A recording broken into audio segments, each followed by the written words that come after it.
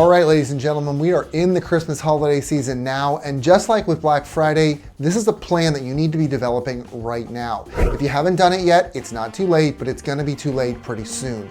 This time of year comes with a lot of special considerations that change how the game is played versus the rest of the year, so you need to come with a strategy, with an understanding of the right tactics to help you to navigate this period. So today on this video, I'm gonna help you to analyze your market, figure out the timing of your offers, what your pricing should look like, the copywriting that goes with all of these ads and all of this marketing, what cutoff you need to have, last minute deals you need to consider, and finally some cleanup. My name is Trent Kennelly. I'm a marketing strategist, and on this channel, I talk about all the things that you can do to improve your business through marketing, sales, and analytics. So if that sounds good to you and you're excited, make sure that you like this video, subscribe to my channel if you're into it, comment and let me know what your goal is for Christmas sales, what you're trying to accomplish, what you're selling. I would love to be able to help you if I can, even in just the comments. But until then, let's get started. First, let's talk about how to analyze your market. So the way that you approach the end of your marketing for your business is different depending on where you're marketing and who you're marketing to. If you're in the US, for instance, most companies are talking about Christmas. The holidays of other religions tend to take a back seat. You're not talking about Hanukkah as much, and you're not talking about Kwanzaa or other holidays. But in other countries, you might want to focus more on Hanukkah, or you might want to focus more on Kwanzaa. Now, I'm not going to get into the politics of that, but the point here is that generally speaking, people are getting marketed to from a Christmas perspective, and people mostly expect that, even though they might not necessarily appreciate that because they're not the ones who are being marketed to at that moment. But in any case, one way or another, your marketing should always come down to understanding your customers and really understanding them in a little bit more of a deeper fashion than you normally do the rest of the year. It is the traditional things like understanding your market, what they want, the direction that that country or region generally goes in for this type of year, Christmas, Hanukkah, Kwanzaa, whatever, reaching out to the right people, etc. If you want to know more about how to figure out that kind of target, you can check out this video about how to find your niche. It's basically the same idea, figuring out how to identify exactly who your customer is. But another vital thing to remember, and this is really important for the Christmas season or the holiday season, is that your target is not always the group of people that is buying from you at this time of year. It could be their friends or their family, aka the gift givers, the people who know the customer best and who know what they want. They are giving this gift to your target audience. So this actually means you need to straddle two different audiences. In the first, you're targeting your normal customers as you normally would. You're explaining to them why this is the best time to buy, why they want to buy your product over something else. In the second, this is more complicated. You're telling your customers, family, and friends why they should buy this product for your target audience, right? So this presents kind of a targeting challenge because there is no ad platform, for instance, that can easily identify friends and family of target. There is no social media account that allows you to target the friends and family of the people who are already following you. You can kind of get there with lookalikes, but it's really not the same thing. What you need to end up doing here is kind of broad audience targeting. So you need to probably pay a little bit more to do a little bit more of a broad approach, a little bit more of a shotgun approach, a little bit more like a billboard, but more targeted than that, so that you're hoping to not only capture your target audience, but the people in the orbit of your target audience, being the friends and the family as well. It's not an exact science. There is no ad platform that makes this easy to do, so you're just gonna kind of have to do your best here. Next, let's talk about timing. So many marketers are gonna tell you that you should be planning in August and September for Christmas, which is probably a good idea, but then beginning in October, so October 1st, you should start those marketing campaigns. But I have to say that the result of this is pretty mixed, depending on what audience you're focusing on, where you are in the world, etc. So for instance, let's talk about America versus where I live in Belgium. So in America, we have Halloween, then we have Thanksgiving, and then we have Christmas after that, right? And so one after the other, 1, 2, 3, it gets really annoying if we're getting Christmas ads on October 15th when Halloween hasn't even started. So we're getting the ads for the third holiday before the first holiday has even happened, okay? That's obnoxious for us. But let's just talk about Halloween a little bit more. As an American living in Belgium, I know that Halloween is kind of more of an event every year, but still most people don't celebrate it. So in my neighborhood, a bunch of people had to get together and agree that we were all going to do trick-or-treating this year. We had certain houses that we were going to go to, and everybody kind of approved it ahead of time. That's a lot more extra work. In the US, you just go out and you do it, right? Everybody is either going to give you candy or their lights are going to be off and maybe their house is going to get egged. Okay, so it's a very different culture. And so here in Belgium, I would venture to say that even though you don't see it a whole lot in October 1st, October 15th, it's still not really frowned upon to see people advertising for Christmas in the beginning or the middle of October. And so it really depends on where you are and who your audience is, whether they're going to react strongly to this or they're not really going to care.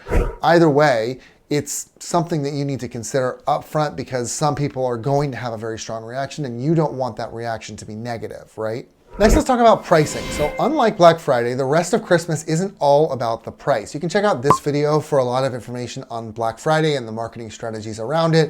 You should, of course, have some things on offer, like with Black Friday. So for instance, having that Black Friday deal going through mid-December is a pretty safe bet, but the focus is not solely on price. Remember that people are in a buying mood here. And as Christmas gets closer, the focus is less on great deals and deep discounts and more on getting something for everyone on the list and making sure that no one is left out. It's less focused on the price and more focused on what we're getting people and how we're satisfying those people. So your job is to show that this product or this service is the right thing to buy for this season right now.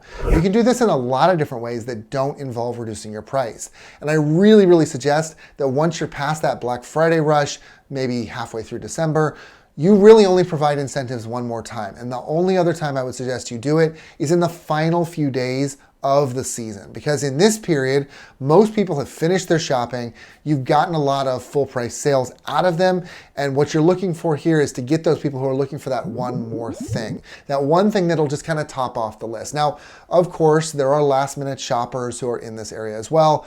If they're looking for something and they can take advantage of the discount, great, maybe that will make them make the decision for you over someone else. But really you're focused on that one more thing because most of those people have already wrapped up. We'll get into last minute shoppers in a few minutes. Next, let's talk about your copywriting style. So normally I would tell you to pick between pain copywriting and pleasure copywriting.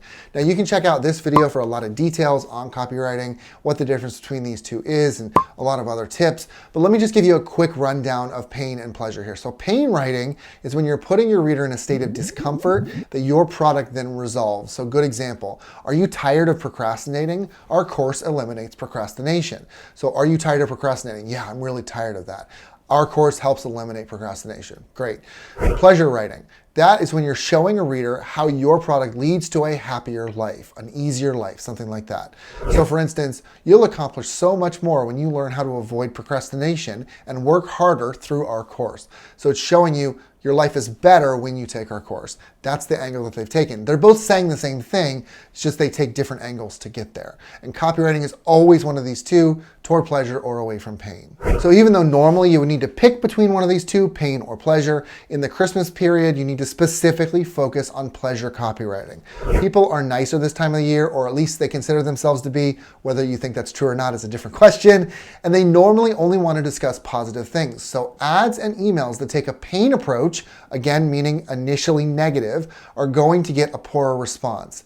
In this specific instance, you should really be planning your communications strictly around positive, strictly around pleasure. So you focus on making your readers feel the holiday spirit, build that positive feeling within themselves, and have them doing all of that while they're looking at your products. So even if for the vast majority of the year, your product and your brand is talking about things from a pain perspective, the holidays can be used and seen as an exceptional period, and you can feel free to just go ahead and transition to a pleasure perspective, even if you have to just call yourself out to make that transition for this period of the year, just to get that good outcome during this period of the year, and then next year in January, you can go back to pain writing. Next, let's talk cutoff dates. So everybody is buying stuff on the 15th or the 20th or whatever, because they want it to be there on Christmas morning.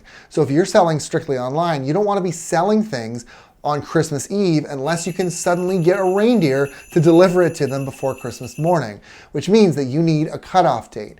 This is a date that's absolutely last minute for anybody who wants to get it there before Christmas morning. And if you don't have this set up, especially this year where there's a lot of supply chain issues, you're going to have a lot of disappointed customers. Now you might be wondering why this isn't a marketing video. Well, my friend, that is because everything is marketing. This is a great opportunity for adding a bit of urgency to your pitch. You can make it clear that they're about to miss the deadline and this gift, which is going to get that urgency reaction, and it's going to drive a surge of sales. Next, let's talk about last minute offers. So this can be a great way to get a little bit of an extra bump. These last minute deals are best used for anybody who's shopping last minute or who's looking for just that last little thing like I mentioned before.